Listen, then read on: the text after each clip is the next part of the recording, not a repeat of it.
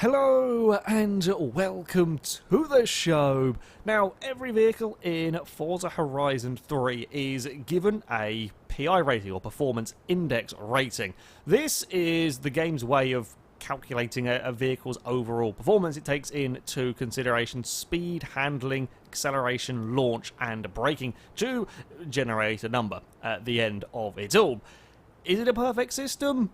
No. In general, Forza games are pretty good. However, there are still going to be cars that are, significantly faster in a certain class. And let's face it, it's not exactly surprising, because how on earth do you try and balance everything out completely fairly? Take this Clio, for example. Some of you might remember from a Versus community a fair while ago. This is a monstrously fast car in B class. Any circuit that had any length of straight at all, it was horrendously dominant. Take it to a circuit, though, where there were some tight technical corners, and it becomes incredibly difficult to drive. It's snappy oversteery. It's, not an easy car to drive quickly. But how do you balance this all out in a PI system, especially when you consider, cars specifically built for drag racing, for example? Yeah, they have horrendously high top speed, potentially very, very fast acceleration, and so on. And if you're going to a circuit with a lot of long straights, of course that car is going to be very, very quick indeed. Then, on Horizon 3, you throw in the contention of having to go off-road in places, and trying to get a perfect system is difficult. And as I said, Forza, I think, of all the games I've played, has got closest to having a fair system. Horizon 3 is a little bit more biased towards straight-line speed, which is a little bit of a shame in many ways. You can add lots of power onto cars and not really change the PI. You can add lots of handling and it will shoot up immensely, which, considering the roads that you tend to drive in Horizon 3 are wide open roads, it seems a little bit odd. There is, of course, always the extra challenge of Blizzard Mountain, where snow tyres are very, very much required on a vehicle, and the roads do tend to be a little bit more technical, and this did kind of get me thinking. Now, when you're building a car up towards a certain class, there tend to be parts that you want to have on the vehicle. So let's say we're building a car for Blizzard Mountain. You're going to be wanting to run snow tyres. Ideally, you're going to want to be running all-wheel drive. However, that's going to leave you, with some PI to play around with. Are you better off just throwing on power parts to make up the rest of the performance, or are you better off going for weight reduction? It's a conundrum that I often come across when it comes to the Hill Climb Monsters series, and certainly with some other builds as well, so I thought we would set out to have a little bit of an investigation.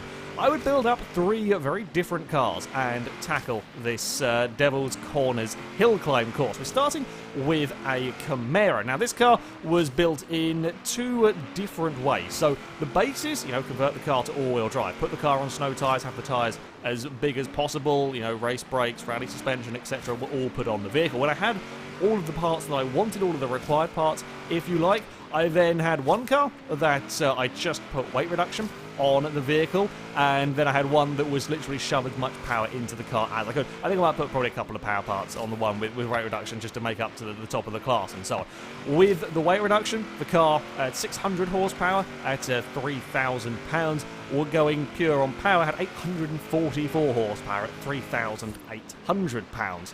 Now, when you go for the weight reduction, not only is there, less car to accelerate away, so what power there is can be used better. The big difference, of course, is when it comes to the cornering.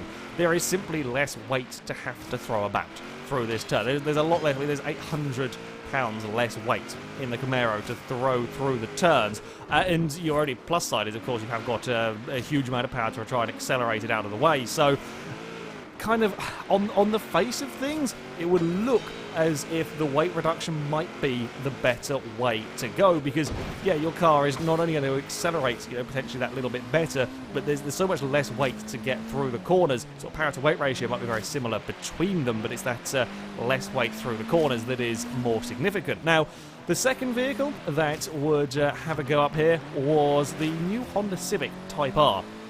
I said I wanted to kind of bring as much of a variety, and while, yes, all of these cars were converted to all-wheel drive, the Civic initially started off as front-wheel drive, the Camaro as rear-wheel drive, and the third car would be all-wheel drive. It's sort of different chassis and different goings-on for the vehicle, just to see if that would have any effect. Now, one of the difficulties with the Civic was that there was no engine swaps available in this car, and the standard engine couldn't actually get to the top of S1 class using power alone. So when it came to the build, with the full weight reduction on the car, we had 492 horsepower at 2,800 pounds. Or when it came to the power build, I had 596 horsepower, but I couldn't get it all the way to the top of the class using power alone, so I did actually have to use the second stage of weight reduction, so it was 3,200 pounds in the end. So yeah, it was kind of the Civic ended up being a bit of a halfway build just purely because we didn't have the power in the car. Also, as a side note, for a front-wheel drive car converted to all-wheel drive, the Civic was actually quite nice handling. They tend to be, well, they can be very, very twitchy, and that wasn't the case at all with the Civic, which was always nice. Our third vehicle, as I said, would start off with all-wheel drive. I'd go for the latest Subaru Impreza. Now, for this car, I did swap the engine. In fact, with a fair few of the vehicles, I swapped the engine to the 6.2-litre V8. The reason being is that it meant that when I went to just the pure power build, where I didn't want to take any weight reduction off, I knew the engine could get enough power to get it to the top of S1 class. Whereas with some of these vehicles standard, like the Subaru, which just about get to the top of S1 class with full-on weight reduction and the standard engine almost maxed out on power, but then you can't go anywhere with it. So that's why this was running with a V8 swap. With the weight reduction, we got 571 horsepower at 2,800 pounds. With the power build, 828 horsepower at 3,600 pounds. Almost as much power as the Camaro and a couple of £100 lighter. Yeah, surprisingly similar in terms of power output and sort of power to weight ratio in the Impreza. Now, on to the times, and this is where things get very interesting. The Camaro was considerably faster with the weight reduction. As I said, there's less weight going through the corners and less weight to have to accelerate forward. It's a fair bit faster with the weight reduction. Now, on the Civic, with its kind of half and half build, massively faster with the power. I think, to be fair, with full-on weight reduction, the car just simply didn't have the power to pull itself up the hill particularly quickly. 492 isn't a massive amount for S1 class hill climb car, so yeah, with that power increase much quicker. However, in the case of the Subaru, near enough identical times. I mean, considering I think I did about 3 runs with each of the cars as well up the course. That's remarkably, because I mean that can be lost in just a fraction late turning into a corner somewhere. That's incredibly close time between cars built. I say completely differently, but massively different stats on that vehicle. While yeah, it's got snow tires and Forza Aero, etc. That's it wasn't quite the result that I was expecting. So we carried on, taking a step away from the hill climb course. We would go to the mainland to try out a street circuit. Now, again, as far as the circuit pick that I went for, I was trying to go for a balanced track. If you're racing down a very long, wide open road, of course you're going to want to build a car to have horrendous amounts of power because, it's all going to be about straight line speed. This is if you're looking for a vehicle that is a more overall car. Now, we went for A-Class in this, or for this sort of part of the video. And I had all of the cars run on street spec tyres, so slightly better tyres than they began with. They all had maximum tyre width. Again, it's the sort of the process that I go through when building a car, to run in A-Class. There's going to be the parts that I want the vehicles to have. This time, though, they're left with their standard driveline, so starting with this AMC, the machine, had a little bit of trouble getting around the corner. We, had the car rear-wheel drive, street tyres, big street tyres. When we went for weight reduction, 581 horsepower in this car at 3,000 pounds. When you went for full-on power, 812 horsepower with 3,800 pounds. Kind of fairly similar power figures that we had as to what we had with the Camaro. You can imagine when it was the power build, it was a little bit of a handful around this corner. While it does have some big rear tyres, it's still a lot of power going through the back of the car. And simply trying to get the vehicle slowed down for some of these corners, not always the easiest of things. A fair bit of understeer as well. Mid-corner through there, just struggling to get the AMC through the corners. It's not completely uncontrollable though. It's not completely wild and out of all control. This is a relatively nasty circuit as well that I picked for the cars. Same one that I used the 911 against the ACR Viper.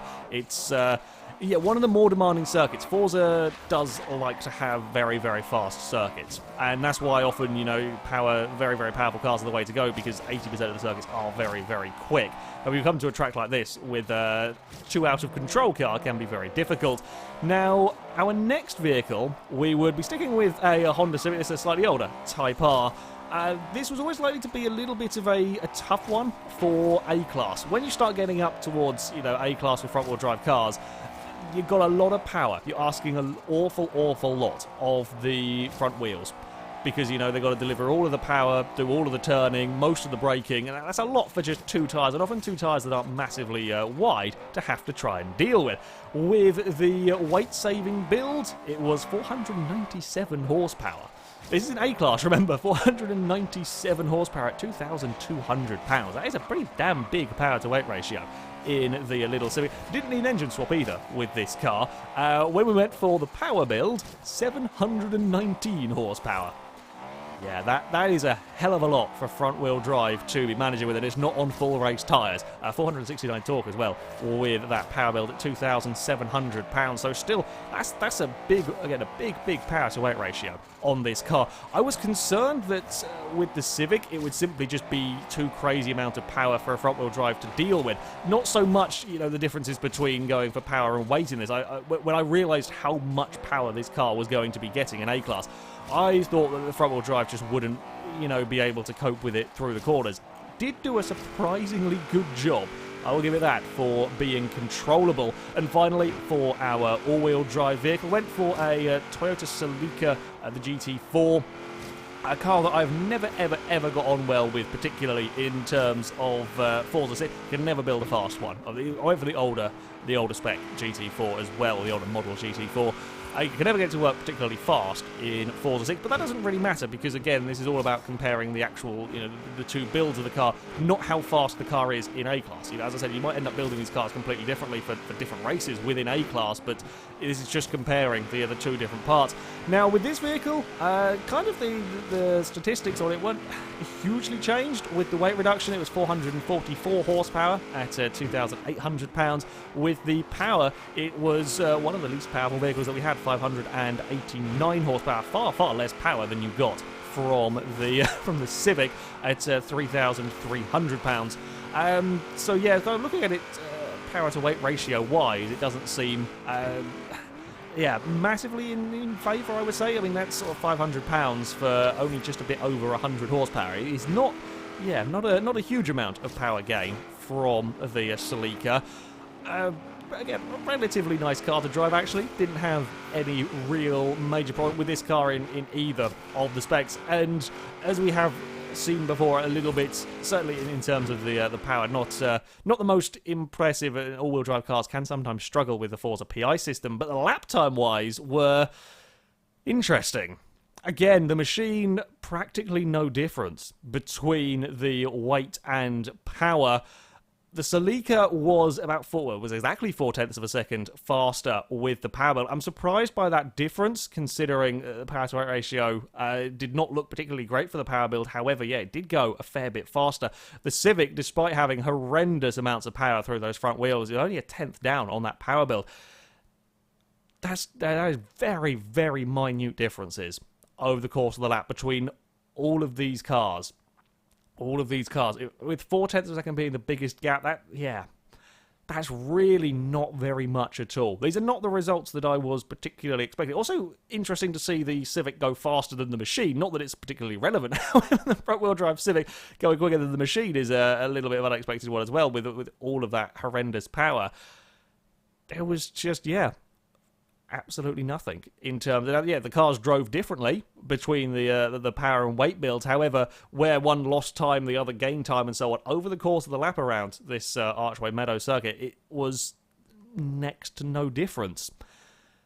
And yeah, as I said, that was not particularly the results that I was expecting to see, but it was quite interesting that these builds were coming out remarkably similar. Now, this did get me thinking. You see, the one car that actually had the biggest gain, the biggest difference in terms of its overall time, was this Civic Type R when it was going up the hill climb course. Now, this build, as I said at the start, was a little bit different in that I couldn't get enough power out of the engine to simply just have all of the power and none of the weight reduction. It was a half and half build, and this got me thinking, was that the way to go? Was it just that the Civic, I ended up with a half and half build? Was that what made all of the difference with this car? So, we would go and set off to find out by taking the Camaro and the Machine, build them to a kind of a mid-spec, try it again and see if that was going to be giving the cars a big boost in terms of their stage speed or in terms of their lap speed.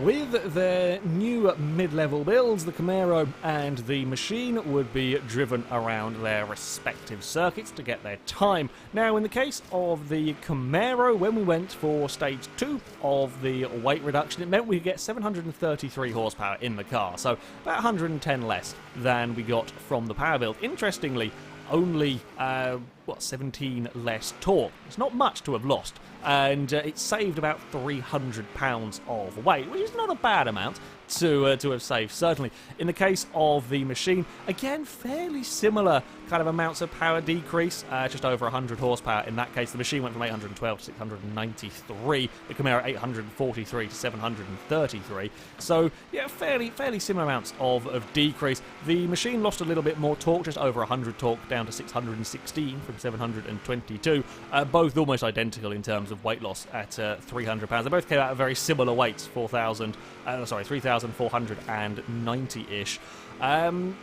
Drivability-wise, all of the cars have been pretty good, and it didn't make a huge difference in terms of feel on these builds. And in terms of time, we are again looking very, very similar. I mean, the Camaro, we're talking half a tenth difference between the full weight reduction and that mid-level build. In the case of the Machine, it is sort of 2.5 tenths faster, but that's not massive amounts. That's not massive amounts at all. Yeah, it's a relatively short circuit, but still, that's not big. That's not big gains at all. These are not really the results that I was expecting from the cars. The Civic was the only thing that really made basically the initial Camaro run was the second largest difference that we have seen in terms of builds, and that was, what was it, 0.7 of a second. The Civic was the only car that had made a real big difference, and this kind of going for a mid-level build hadn't quite given the results that I was expecting. Camaro, yeah, a very, very quick car up this hill climb course, that is no doubt, but wasn't vast differences depending on how you built it. So, as far as conclusions we can draw from this, well, there's no simple answer. There are certainly cases whereby going for pure power going for pure weight reduction is a disadvantage or an advantage. However, there are a lot of times, I mean, out of the 6 cars that we tested at very different cars at very different circuits, only one of them actually had any real massively significant difference in terms of their time.